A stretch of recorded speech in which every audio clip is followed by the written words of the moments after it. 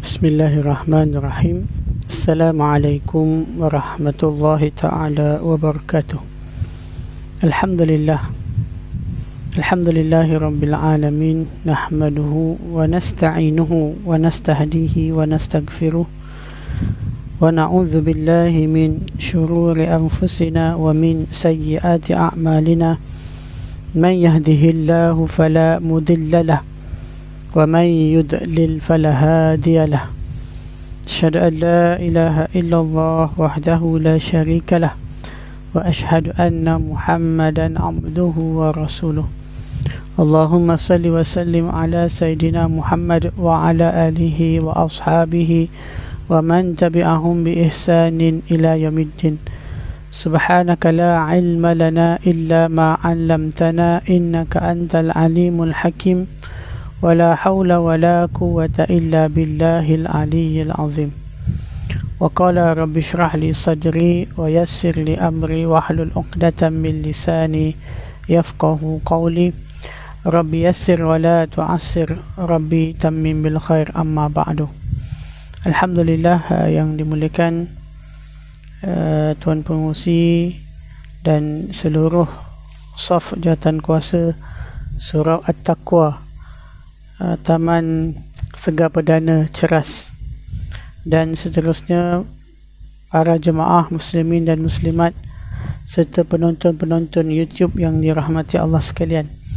Alhamdulillah, pertamanya kita sama-sama merafakkan rasa bersyukur kita kehadrat Allah Subhanahu wa taala kerana masih memberi kesempatan untuk sama-sama kita meneruskan pengajian takmir online kita dengan menggunakan kitab akidah, iaitu Jawharatut Tauhid. Mudah-mudahan dengan usaha yang kecil kita ini untuk sama-sama kita melazimi majlis-majlis ilmu dan mendalami tentang hukum hakam Allah Subhanahu wa taala, khususnya dalam pengajian kita ini, untuk kita mengenal lagi Allah Subhanahu wa taala melalui sifat-sifatnya. Mudah-mudahan semua usaha ini dikira sebagai satu kebajikan di sisi Allah Subhanahu wa taala yang dapat memberatkan timbangan amal kebaikan kita nanti, insya-Allah. Allahumma amin. Jadi tuan-tuan muslimin muslimat yang dirahmati Allah, insya-Allah kita sambung kembali pengajian kita ini, yang mana dalam pertemuan yang lepas kita telah selesai membahaskan sifat yang ketujuh daripada sifat ma'ani, iaitu sifat melihat. Maksudnya kalau perbahasan ataupun pembahagian sifat ma'ani itu, sifat 20 Allah Ta'ala itu, sifat ma'ani ni ada 7 sifat. Jadi dah selesai dah 7 sifat ma'ani. Cuma hari ini kita akan tambah lagi satu sifat. Satu sifat lagi. Kenapa saya sebut tambahan ini? Kerana sifat yang ke-8 ini adalah satu sifat yang diletakkan oleh para ulama, yang disabitkan kepada Allah Ta'ala, tetapi dia khilaf. Dia menjadi perbezaan. Ada perbezaan pendapat di kalangan ulama. Nanti kita akan lihat perbahasannya itu. Apa dia sifat itu, ya tuan-tuan muslimin dan muslimat? Iaitu idrak. Sifat idrak Allah Subhanahu wa taala. Jadi kita jarang dengar, tak banyak perbahasan dan tak ramai orang yang menyebut tentang sifat idrak Allah Taala ini. Kerana itulah dia menjadi khilaf. Sebab sebagian ulama kita kata bukanlah menolak, tetapi tidak meletakkan dia sebagai salah satu daripada sifat-sifat Allah Subhanahu wa taala. Kerana sifat idrak ni dia tidak ada nas, tidak ada dalil yang khusus yang menerangkannya. Cuma kita lihat nanti, ulama mengatakan kenapa ada sifat idrak ni, kerana nak meletakkan kesempurnaan kepada sifat Allah Subhanahu wa taala. Jadi kita lihat di sini, kita tak akan jumpa kecuali kita mengaji sifat idrak ini. Walaupun dia bukanlah satu perkara yang telah ditetapkan dalam sifat 20 itu, cuma kita nak tahu perbahasan dia dan apakah hujah-hujah ulama yang meletakkan sifat idrak ini kepada Allah Ta'ala, dan apa pula hujah ulama yang tidak meletakkannya. Jadi kita baca matan yang ke-30. Qala musannif rahimahullah, fahallahu idrakun aw la khulfu wa inda qaumis sahha fihi al-waqf. Maka adakah baginya, yakni bagi Allah Subhanahu wa taala itu sifat idrak atau tidak, adalah khilaf. Dalam matan disebut adakah bagi Allah taala ada sifat idrak ataupun tidak ada, maka di situ ada khilaf ulama. Mengikut satu golongan dia ada, satu lagi golongan dia kata waqfun, dia tawakuf. Maksudnya dia tidak menafikan tapi dia berserah kepada Allah Subhanahu wa taala. Sebab sifat idrak ni juga menunjukkan lagi kesempurnaan Allah Subhanahu wa taala. Dengan menafikannya, kita menafikan kesempurnaan Allah taala. Cuma nak mensabitkannya itu tidak ada nas, tidak ada dalil yang khusus. Jadi ulama dia bertawakuf, maksudnya dia menyerahkan segala urusan itu kepada Allah Subhanahu wa taala. Dan sebagian ulama juga meletakkan sifat idrak ni sebenarnya dia adalah cabang daripada sifat ilmu Allah Subhanahu wa taala. Jadi kita lihat beberapa perbahasan nanti. Jadi tuan-tuan muslimin muslimat, para penonton yang dirahmati Allah, disebutkan sebelum ini bahawa Allah Subhanahu wa taala itu mempunyai satu sifat, iaitu sifat mendengar. Sifat Allah taala yang kita katakan sifat mendengar ini, dia ta'alluq dia tu, dia bergantung kepada benda yang didengar. Jadi sifat mendengar bergantung kepada benda yang boleh didengar. Sama ada benda tu kita kata bunyi yang perlahan ke, bunyi yang kuat ke, bunyi yang secara tersembunyi ke, semuanya Allah Ta'ala maha mendengar. Kita bercakap dalam hati pun Allah Ta'ala maha mendengar. Jadi sifat mendengar ni dia bergantung kepada benda yang boleh didengar. Dan Allah Ta'ala juga ada satu sifat yang namanya sifat melihat. Sifat melihat Allah Ta'ala ini bergantung kepada benda yang boleh dilihat. Benda yang boleh dilihat, sama ada yang zahir ataupun yang batin, yang tersembunyi ataupun yang tidak tersembunyi. Jadi semua tu benda yang boleh dilihat, Allah Ta'ala maha melihat. Namun di sebalik benda yang didengar dan dilihat, terdapat benda yang boleh disentuh, yang dihidu dan dirasa. Dan sudah pastilah Allah Subhanahu wa taala mengetahuinya dengan hakikat yang sebenar, kerana Allah Ta'ala memiliki sifat kesempurnaan. Namun pergantungan ilmu Allah Ta'ala dengan benda yang didengar tidak sama dengan pergantungan sifat mendengar Allah Ta'ala dengan benda yang didengar. Jadi ulama dia nak membezakan sifat ilmu dengan sifat mendengar, sifat ilmu dengan sifat melihat Allah Ta'ala. Memang Allah Ta'ala tahu, tetapi bila kata Allah Ta'ala melihat, jadi Allah Ta'ala mengetahui secara hakikatnya. Jadi kerana itu dibezakan, Allah ada sifat ilmu, Allah ada sifat melihat, Allah ada sifat mendengar. Jadi persoalannya, adakah memadai sifat ilmu? Kalau Allah tak melihat pun Allah Ta'ala boleh mengetahui. Kalau Allah Ta'ala tak mendengar pun Allah Ta'ala boleh mengetahui. Bukan persoalan itu yang timbul sebenarnya, sebab kita nak menunjukkan yang pertama sekali sebab Allah yang menyebut sifat itu. Innallaha sami'un basir, Allah menyebut sendiri dalam Al-Quran dengan nas-nas yang jelas bahawa Allah Ta'ala maha mendengar, lagi maha melihat. Jadi Allah Ta'ala dengan mendengar dan melihat itu juga menunjukkan yang Allah Ta'ala ni maha mengetahui secara hakikat yang sebenar-benarnya. Jadi ulama juga meletakkan satu lagi sifat idrak ini untuk apa?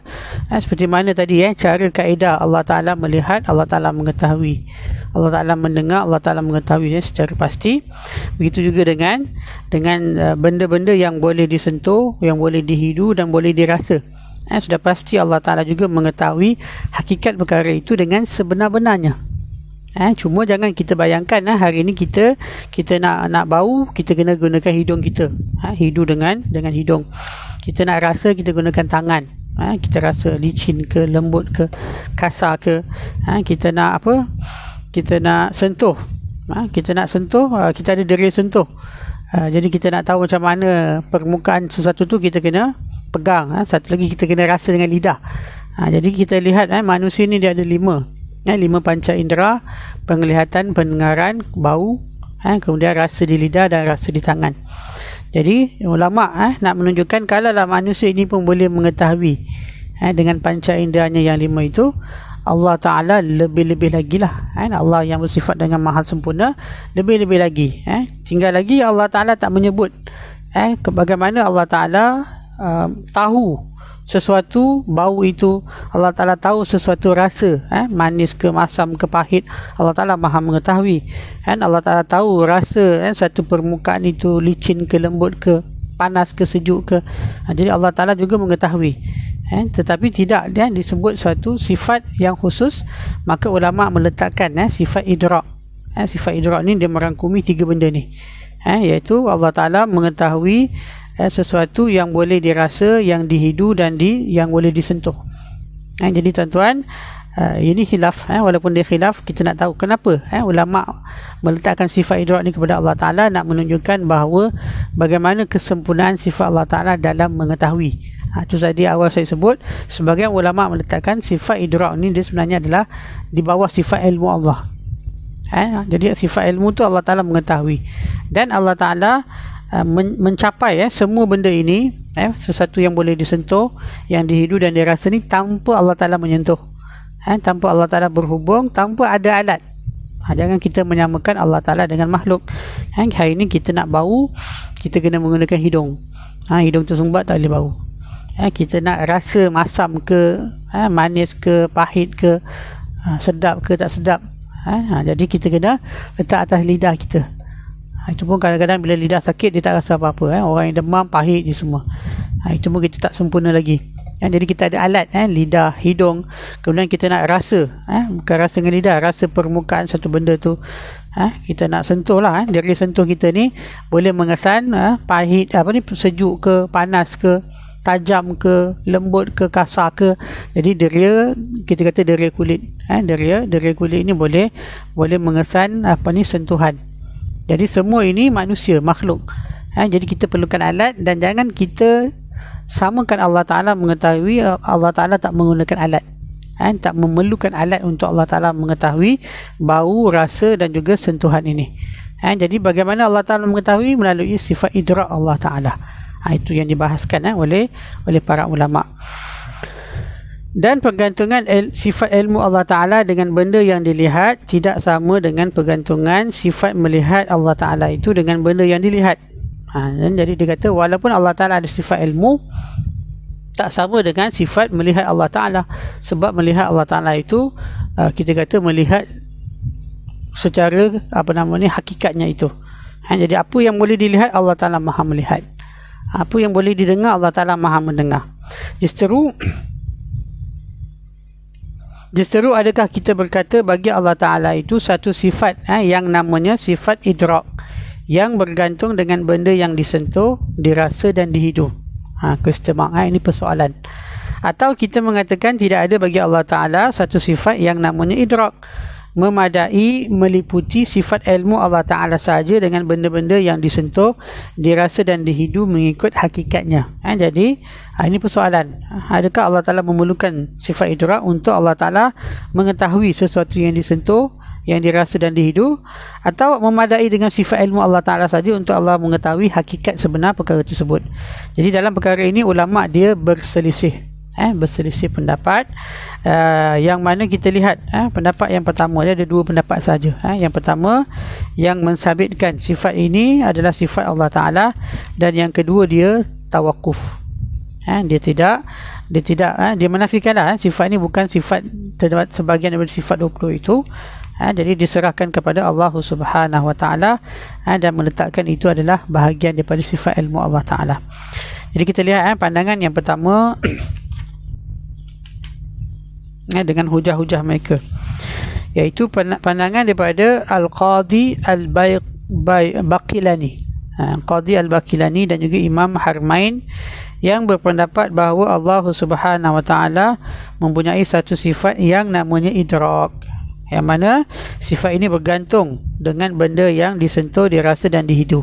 Jadi sebagaimana sifat melihat Allah Ta'ala bergantung kepada benda yang boleh dilihat, sifat mendengar Allah Ta'ala bergantung dengan benda yang boleh didengar. Jadi ulama ini, pendapat ini yang pertama ni Imam Harmain dan juga Al-Qadhi Baqilani ini. Imam Harmain ni siapa dia? Tok guru kepada Imam Asy-Syafi'i. Jadi ini semua adalah pandangan-pandangan ahli sunnah, masih lagi mereka yang bermazhab ahli sunnah wal jamaah. Jadi tuan-tuan muslimin muslimat yang dirahmati Allah, jadi pandangan yang pertama ni menamakan ataupun meletakkan idrak itu sebahagian ataupun salah satu daripada sifat kesempurnaan Allah Ta'ala, yang mana dia bergantung kepada benda yang boleh disentuh, dirasa dan dihidu, untuk Allah Ta'ala mengetahui hakikat sebenar perkara tersebut. Namun pergantungan idrak kepada ketiga-tiga benda ini tidak seperti pergantungan sentuh, rasa dan hidu manusia, makhluk, yang mana kita memerlukan alat. Sebagaimana pergantungan sifat melihat Allah Ta'ala dengan benda-benda yang tidak dilihat, yang boleh dilihat. Jadi sebagaimana Allah Ta'ala melihat tidak menggunakan mata, tak memerlukan alat. Allah melihat tidak memerlukan cahaya. Allah melihat tidak memerlukan benda tu ada warna ke tak ada warna. Allah maha melihat. Angin pun Allah melihat. Kita angin yang benda yang tak ada warna kita tak boleh lihat. Begitu juga sebagaimana Allah Ta'ala boleh mendengar sesuatu yang bunyinya perlahan ke kuat ke, yang tersembunyi dalam hati ke, semua Allah Ta'ala boleh mendengar tanpa alat. Sebab apa? Allah mendengar dengan sifat azali Allah Ta'ala itu sendiri. Allah melihat dengan sifat azali Allah Ta'ala, sifat melihat Allah Ta'ala itu sendiri.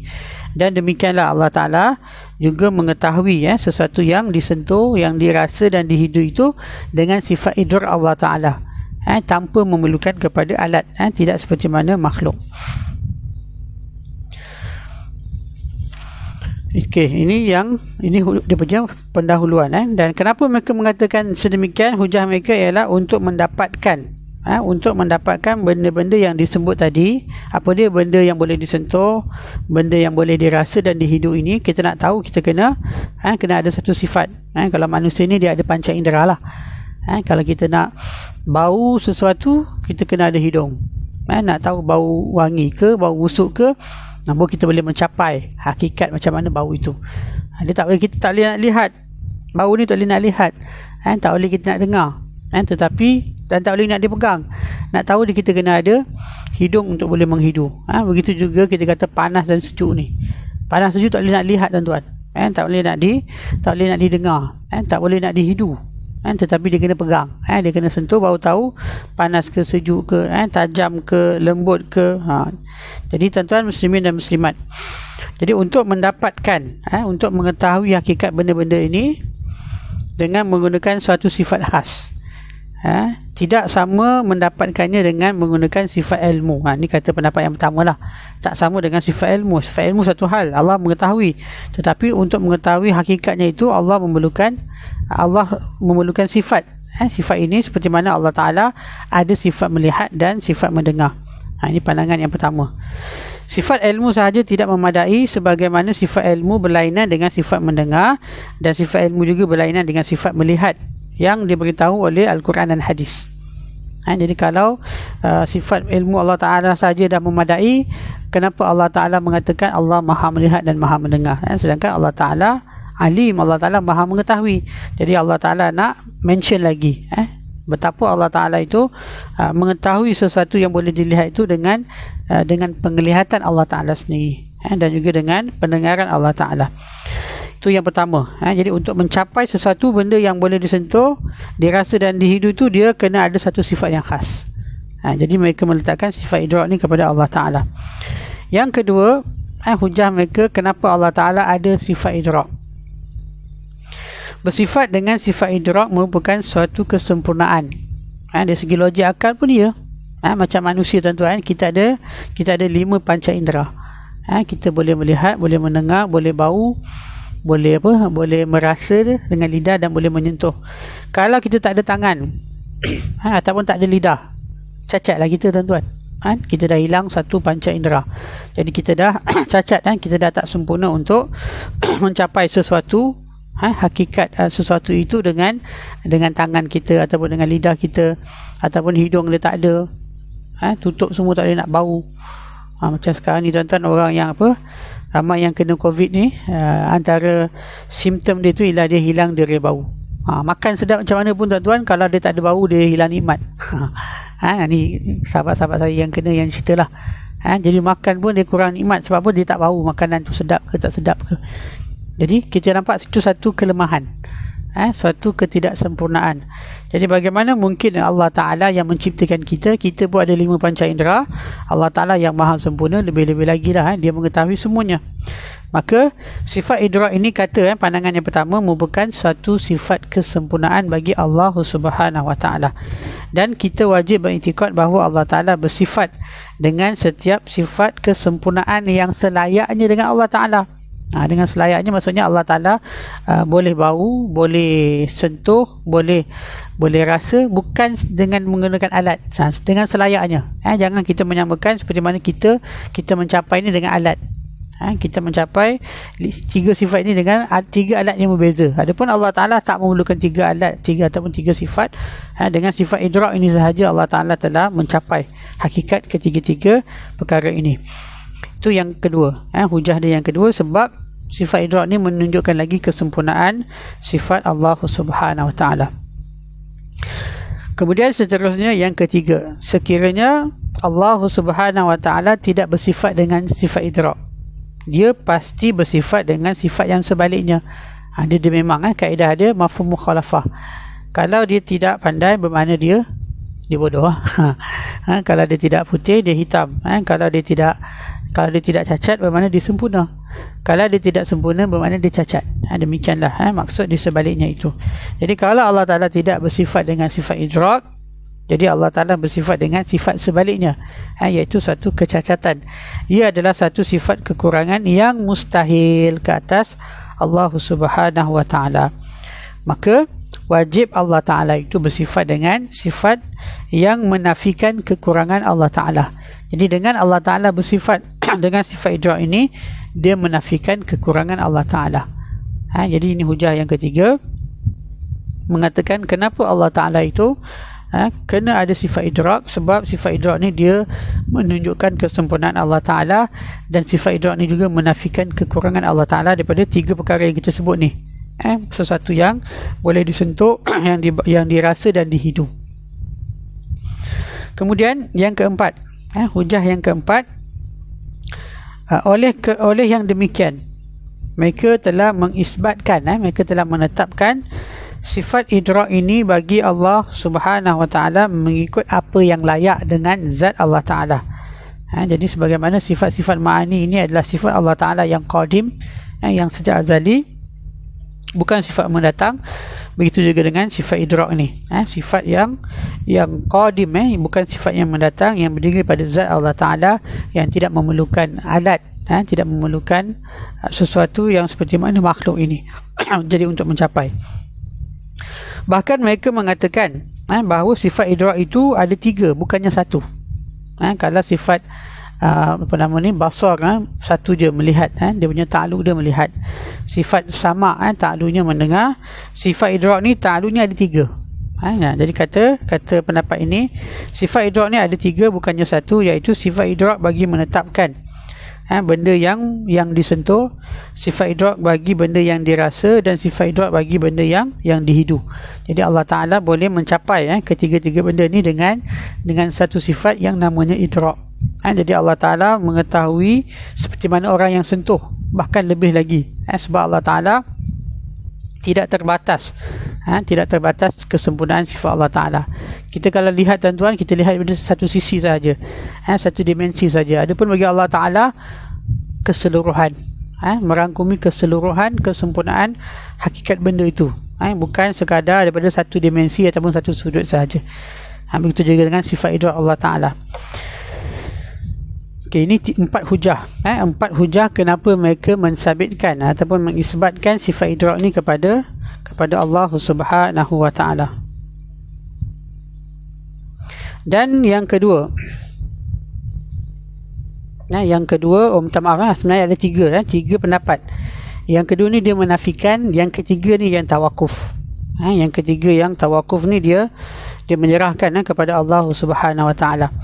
Jadi yang kedua ni ada juga sebahagian ulama yang menafikan sifat idrak. Sebab apa? Ada 3 juga, ada 3 hujah mereka, iaitu yang pertama, tidak harus bagi kita ni meletakkan satu sifat kepada Allah Ta'ala, melainkan dengan dalil, dengan nas daripada Quran ataupun hadis yang sahih. apabila tidak disebut tentang sifat ini dalam Al-Quran ataupun hadis, maka kita tidak harus menifatkan sifat ini kepada Allah Ta'ala. Allah sendiri pun tak sebut sifat ni adalah sifat Allah, jadi kita jangan pandai-pandai meletakkan sifat ni kepada Allah. Bahasa mudahnya macam tu tuan-tuan. Bahasa mudahnya, Allah yang maha mengetahui, yang bijaksana pun tidak sebut dalam Al-Quran sifat ini kepada diri Allah Ta'ala. Jadi kita jangan pandai-pandai sebut ataupun kita meletakkan satu sifat yang Allah sendiri tidak menyatakan berdasarkan nas yang sahih, Quran ataupun hadis. Yang kedua, mengisbatkan sifat ini kepada Allah Ta'ala mengkehendaki dari segi akalnya adanya pertalian di antara benda-benda yang boleh dicam dengan menggunakan sifat idrak, dan di antara zat Allah Ta'ala perkara ini adalah mustahil. Jadi hujah yang kedua, dia kata bila mana kita mengisbatkan, kita menetapkan sifat ini kepada Allah Subhanahu Wa Ta'ala, kepada Allah, jadi dia menunjukkan mengkehendaki dari segi akalnya adanya pertalian, adanya hubungan di antara benda yang dicam dengan menggunakan sifat idrak dan di antara zat Allah Subhanahu Wa Ta'ala, maka ini adalah mustahil.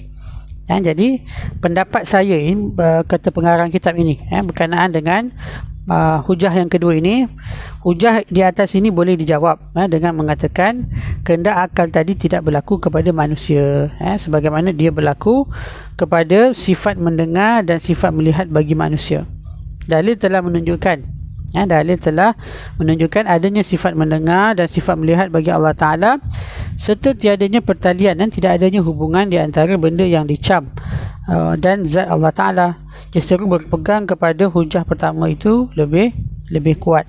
Jadi awal-awal lagi pengarang kitab ni dia dah menolak ataupun dah menjawab hujah yang kedua bagi golongan ulama yang menafikan sifat idrak.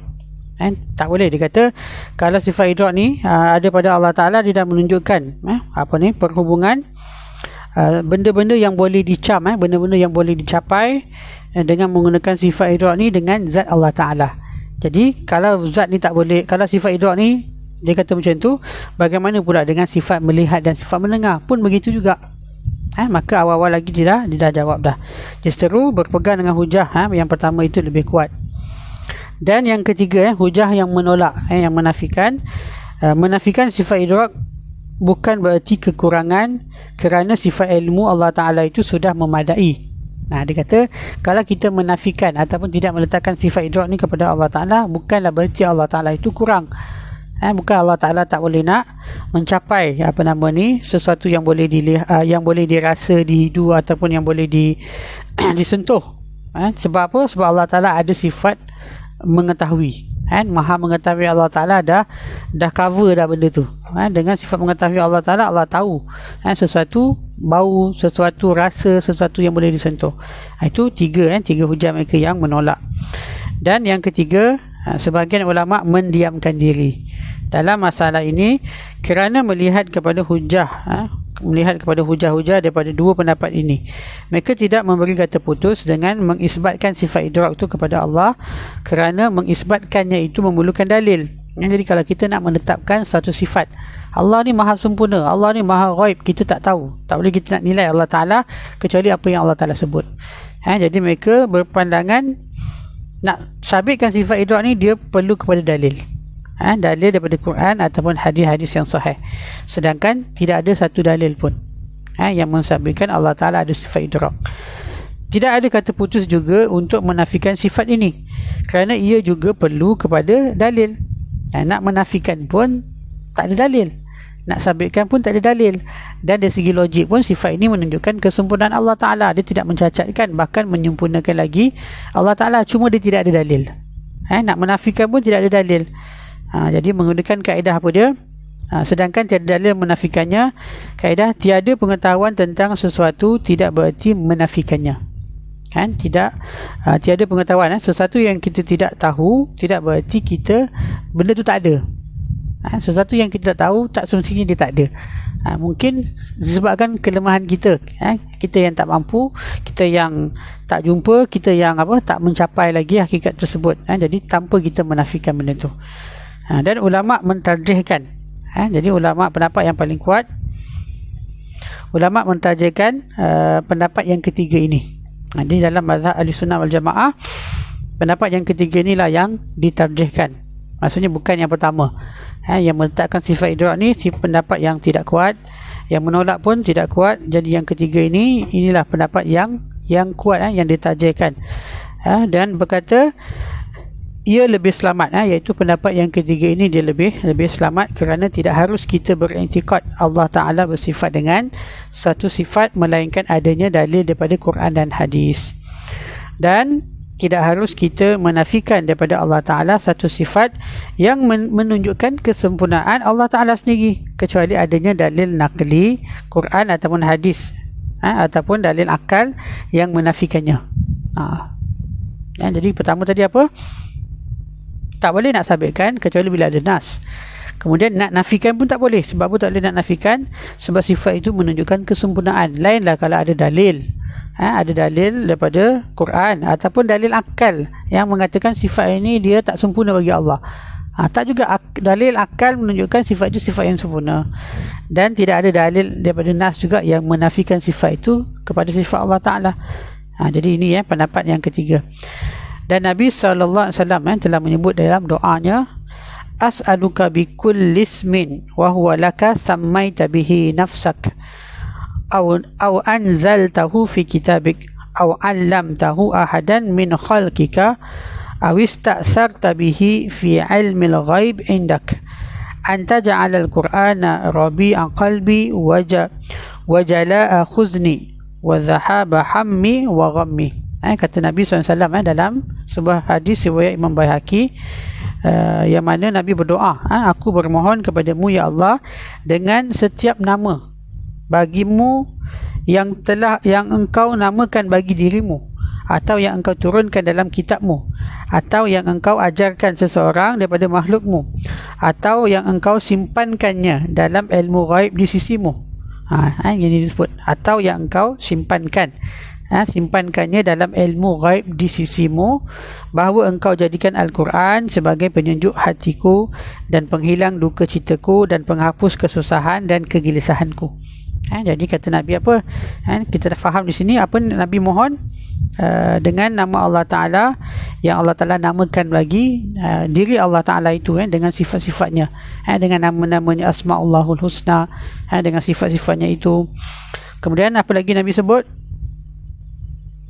Atau yang engkau ajarkan seseorang daripada makhlukmu, apa yang Allah Ta'ala ajarkan ilmu kepada makhluk-makhluk Allah Ta'ala.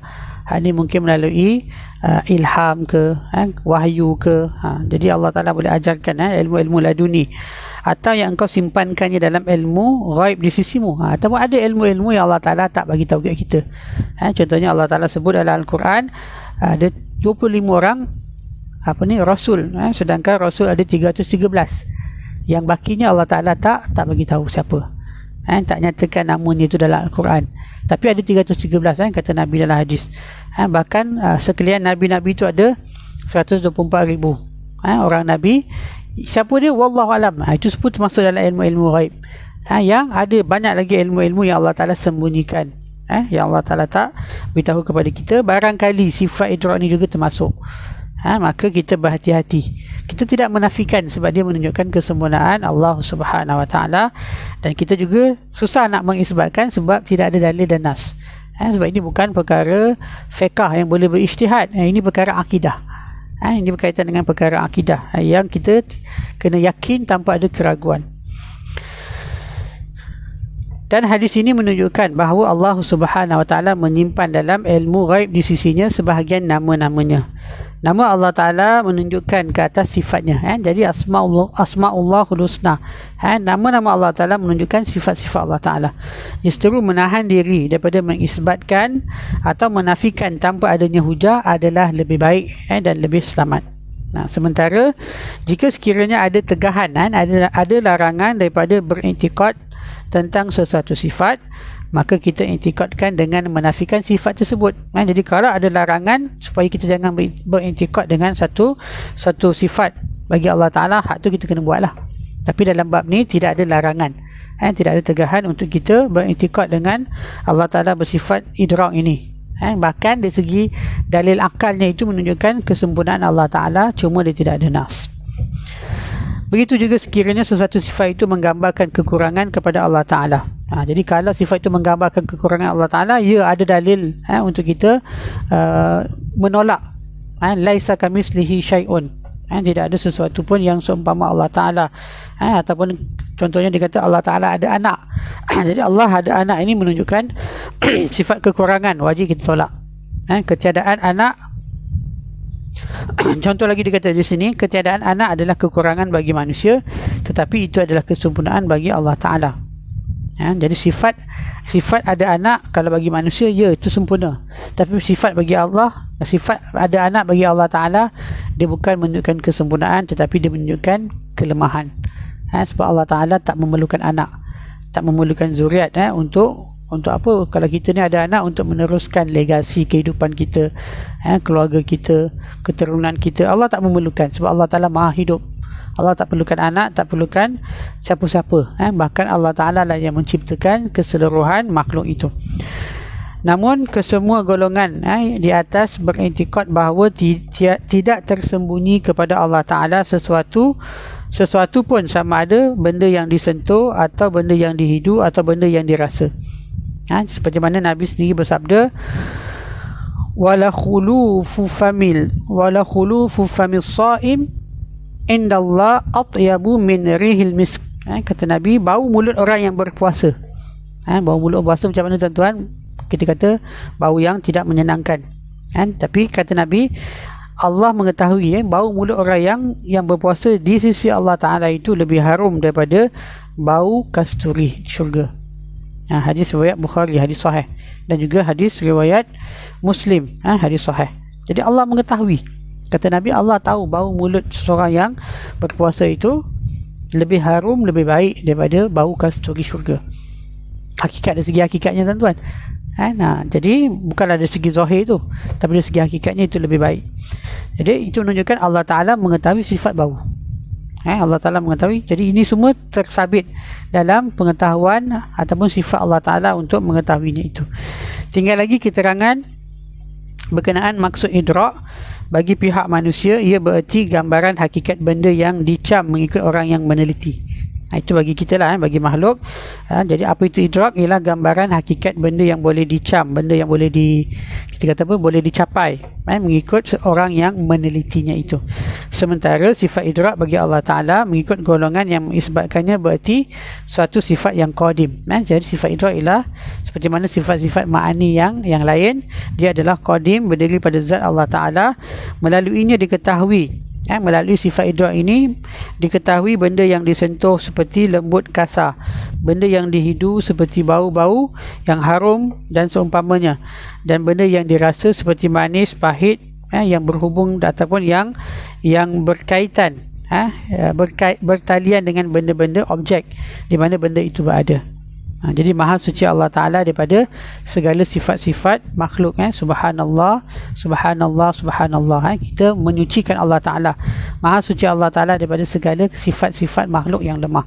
Tidak mesti dilakukan bagi mereka yang mengisbatkan sifat idrak. Jadi mereka yang mengisbatkan, ikut pendapat yang pertama ini, tidak mereka ni mesti menyucikan Allah Ta'ala daripada menyamakan. Seperti mana kita ni nak mencapai benda ni, kita kena ada pertalian, kita kena sentuh, kita kena hidu bau tu, kena dekat. Kalau jauh tak boleh. Jadi bagi Allah Ta'ala tidak sedemikian. Allah tak perlu nak pegang baru Allah Ta'ala tahu panas ke sejuk. Allah tak perlu nak letak kat atas lidah baru Allah tahu manis ke pahit ke tak. Jadi maha suci Allah Ta'ala daripada segala sifat yang kekurangan. Namun mendiamkan diri dalam perkara akidah ketika tidak ada nas, itu adalah yang terbaik. Itu yang terbaik dalam perkara ini. Wallahu alam tuan-tuan muslimin dan muslimat. Selesai kita dalam membahaskan sifat yang ke-8, sifat ma'ani yang ke-8, iaitu sifat idrak. Dan sifat ini adalah sifat yang dalam khilaf ulama. Dia bukan sifat yang telah disabitkan, bahkan kita kata pendapat yang kuat yang ditarjihkan oleh ulama mereka tidak mensabitkan sifat idrak ni kerana tidak ada nas. Wallahu alam. Nanti kita akan sambung tajuk yang baharu, iaitu pembahagian yang keempat, sifat maknawiyah Allah Ta'ala. InsyaAllah kita akan jumpa nanti dalam pertemuan akan datang. Apa yang baik daripada Allah Ta'ala, yang lemah dan kurang itu dinisbahkan kepada saya mohon maaf, saya mohon ampun kepada Allah Ta'ala, dan maaf kepada tuan-tuan dan puan-puan. Aku li qauli hadza, astaghfirullahalazim. Wassalamualaikum warahmatullahi wabarakatuh.